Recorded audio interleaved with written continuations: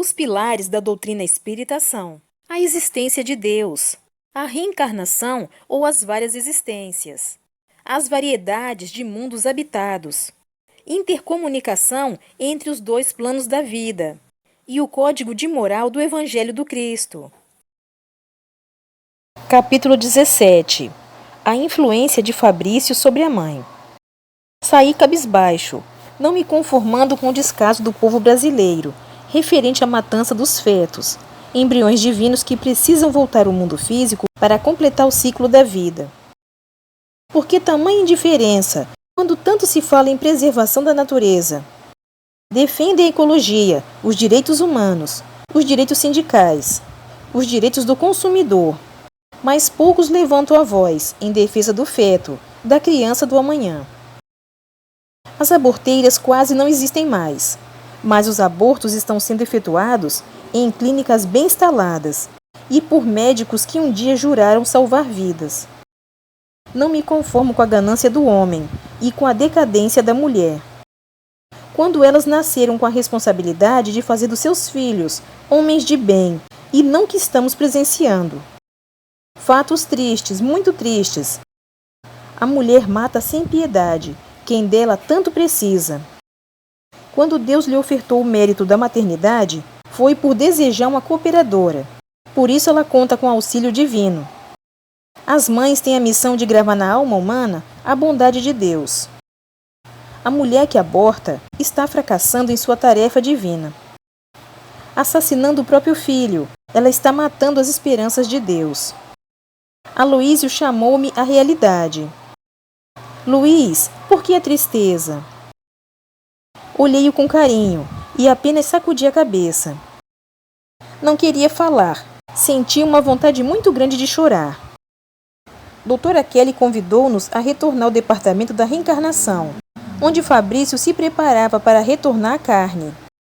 Chegamos logo, sendo recebidos por Constança, uma simpática irmã, cujo perfume sentimos ao nos aproximar. Sejam bem-vindos. Muito trabalho, irmã? Perguntou doutora Kelly.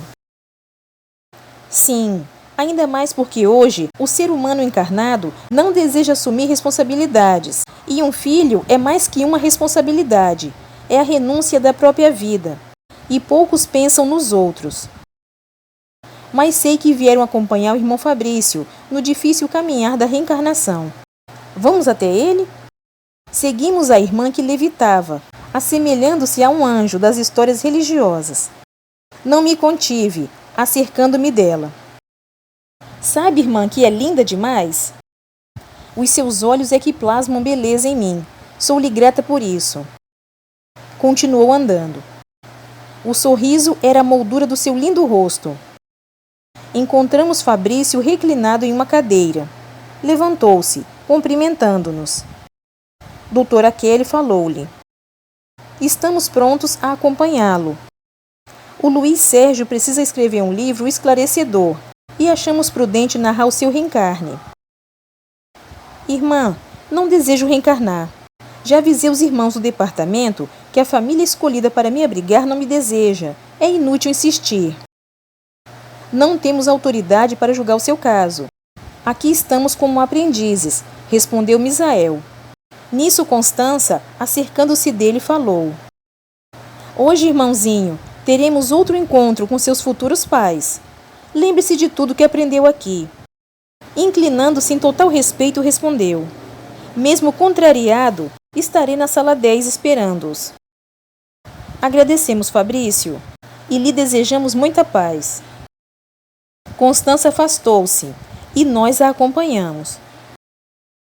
Confesso que me encontrava já impaciente, não vendo a hora do tal encontro. Mas ainda tivemos de assistir a várias aulas, até o esperado momento. Ao chegarmos à sala 10, uma música suave energizava o ambiente, assim como a luz verde-água. Fabrício já aguardava os futuros pais. Em determinado momento, vimos-los entrar, meio assustados, em desdobramento perispiritual. Percebemos o olhar de amor de Fabrício para Marina, a jovem de 18 anos que estava diante dele. O jovem que acompanhava, Rogério, olhou-o com indiferença. Constança interveio. Queridos Rogério e Marina, qualquer relação sexual tem por fim um compromisso, e o de vocês é receber Fabrício como filho. Rogério gritou. Filho, nem pensem nisso. Estamos aproveitando a vida. Muito certo, são jovens, podem aproveitar a vida. Mas o sexo não é parque de diversões. Sexo é um elemento precioso na máquina da vida. Podemos mesmo dizer que é um órgão divino, muito respeitado por Deus, por ser através do seu trabalho que se fazem as ligações entre o plano espiritual e o plano físico. O sexo não é só o prazer, é luz que, projetada equilibradamente, forma um caminho para os espíritos prosseguirem viagem. Já estivemos muitas vezes aqui, e vocês não desistem, não é mesmo? Falou Marina. Como desistir, se todos estão ligados pelos fios dos compromissos pretéritos? Não somos nós nem Deus que desejamos o seu reencontro.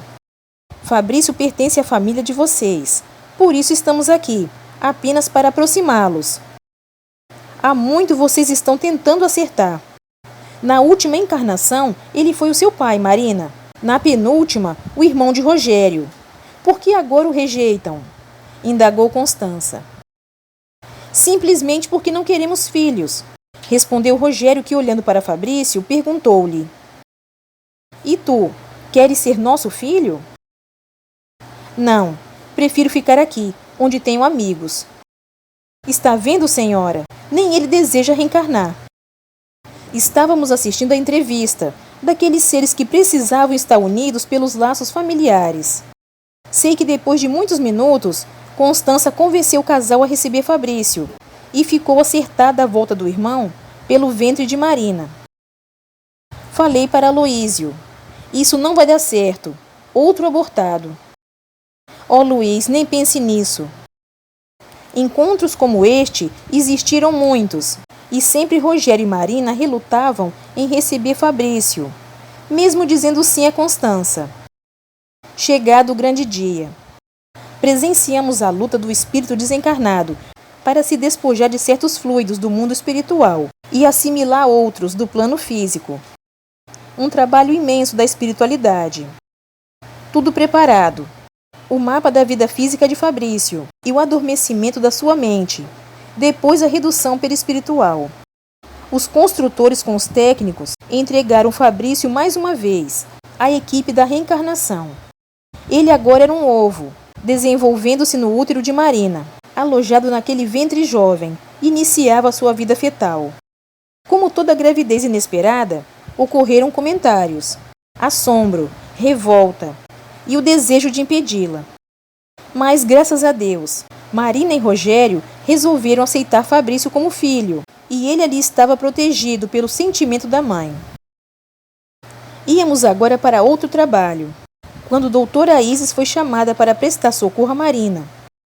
Encontramo-la deitada, pálida, ou melhor, cadavérica. Perguntei a Constança, que ali já havia chegado. O que aconteceu? A irmã está com suspeita de hepatite. Misael aplicou-lhe passes magnéticos, detendo-se particularmente na região do fígado. Como contraiu tal enfermidade? Indaguei. Doutora Kelly respondeu. A mulher grávida, além de abrigar o corpo orgânico do espírito reencarnante, dele recebe também as vibrações mentais. A mulher se funde com o espírito do filho. Recordemo-nos das árvores enxertadas. É caso semelhante. Nos 9 meses de gestação, a mulher grávida quase perde a personalidade. Muitas vezes os pensamentos são do ser que ela abriga em seu ventre. E ela, não influencia o feto? Perguntei. Sim, é uma permuta de sentimentos. Assim como Marina atua na formação do corpo físico de Fabrício, ele também atua no dela. E a doença de Marina é proveniente da hepatite de Fabrício, que foi impressa na mente de Marina. Não só os corpos estão ligados, as mentes de ambos também. A partir desse instante, Isis iniciou a dispersão mental para aliviar a doença de Marina. Eu prestava muita atenção ao quadro clínico, quando foi projetada sobre a mente de Fabrício a cura da doença que motivou seu desencarne, a hepatite. Os pais de Marina, já gostando do neto, tudo faziam pela recuperação da filha. Tanto que, mesmo sendo orgulhosos e um tanto inconformados de a filha casar-se grávida, agora só queriam a saúde de Marina. Testemunhamos a cura de uma doença espiritual.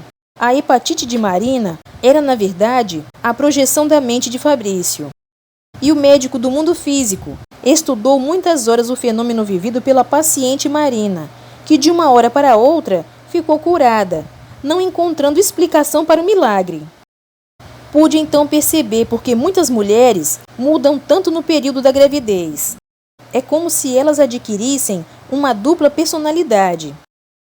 E feliz da mulher que abrigar em seu ventre uma criança portadora de bons sentimentos.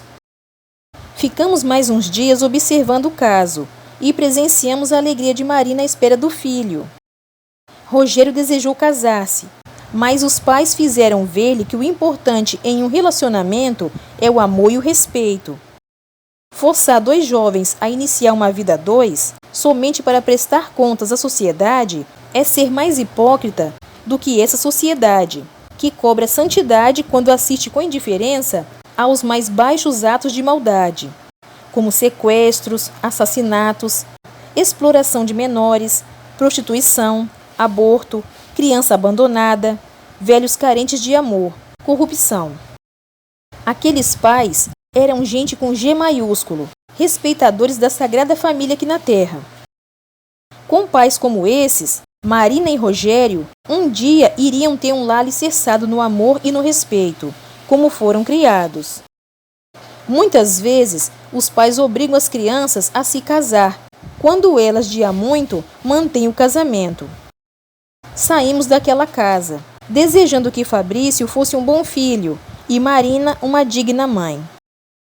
Isis, já falei sobre as gestantes que enjoam em outro livro meu. Queria que você nos elucidasse a respeito desse desconforto orgânico. Isis, sorrindo, respondeu: isso ocorre possivelmente de um desequilíbrio espiritual. Quando mãe e filho estão vivendo em sintonia, isso não acontece. Mas se o filho não desejar comer mamão, por exemplo, e a mãe sim, aí vem o enjoo. É mais um fator mental. Os dois precisam viver em harmonia. Se o espírito do reencarnante jogar emanações desequilibradas sobre o organismo materno, este, ao absorvê-lo, se desequilibra e vem as náuseas. A mulher que não enjoa, ou tem um domínio maior sobre o reencarnante, ou vivem os dois num mar de harmonia, mesmo quando o reencarnante deseja comer jiló, que ela detesta. Ela come para que o filho se sinta feliz, e vice-versa. Um completa o outro. Conheci um caso em que os dois não combinavam quanto à alimentação, mas mesmo assim a gravidez foi tranquila. Os dois eram espíritos amigos. Complicado, não, Isis? Luiz, para tudo se faz curso, para ter um filho, não.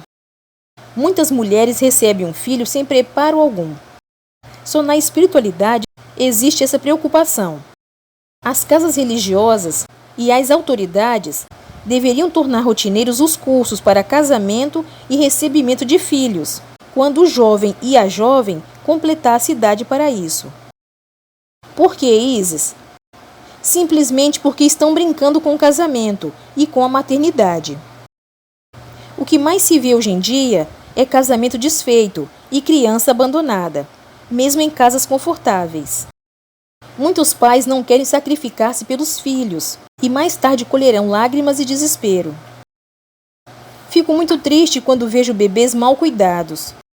Como sofrem pelas fraldas sujas e molhadas, pela preguiça dos pais. Não esterilizando os utensílios do bebê.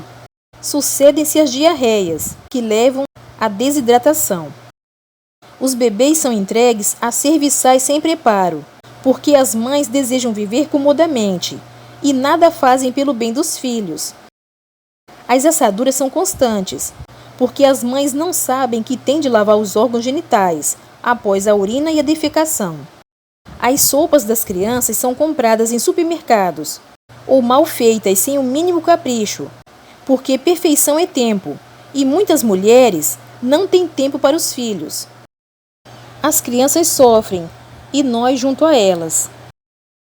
Pode dizer-nos, Isis, o que torna uma criança feliz? Vou dizer contrariamente, o que faz um filho infeliz e o leva à marginalidade. Faça-o sentir-se rejeitado, inferior e desprezado. Bata em seu filho a qualquer momento, mostrando que você é o chefe. Não mantenha disciplina, não lhe dê ocupação, minta para ele. Briguem pai e mãe diante do filho. Critique o vizinho, os sogros, os amigos. Vá contra o professor por tentar educar seu filho. Deixe-o à frente da televisão, diante de filmes violentos e com cenas de sexo. Deixe-o longe da religião.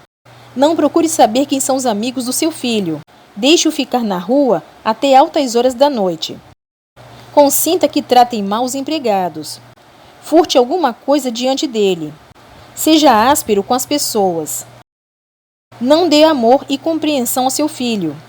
Não o leve a passeios, ao cinema, ao teatro, aos concertos. Não o ensine a amar a música e a natureza. Presenteie-o com brinquedos violentos. Mande-o revidar as ofensas e, quando brigar, aplauda-o, principalmente quando bater nos amigos. Diga-lhe que precisa pisar nos outros para vencer na vida. Não o apresente ao Cristo. Deixe-o fazer o que deseja, mesmo ferindo os outros. Xingue-o com palavrões. Seja avaro com o alimento que ele come. Cobre dele tudo o que você faz ou fez por ele. Enfim, Luiz, tudo isso leva uma criança à marginalidade. Aí, coitada, os pais falharam na sua educação. Isis, você luta pelo direito da criança, não é mesmo? Lutamos pela felicidade do ser, e ninguém pode ser feliz ao lado da marginalidade. A criança mal educada hoje será o desajustado de amanhã. Precisamos criar cursos em colégios, faculdades, centros espíritas, centros comunitários e outras entidades sobre o casamento e a criação de filhos. Porque se continuarmos assim como estamos, o mundo vai chorar mais ainda do que está chorando agora. Obrigada pela sua companhia. Fique com Deus e até o próximo vídeo.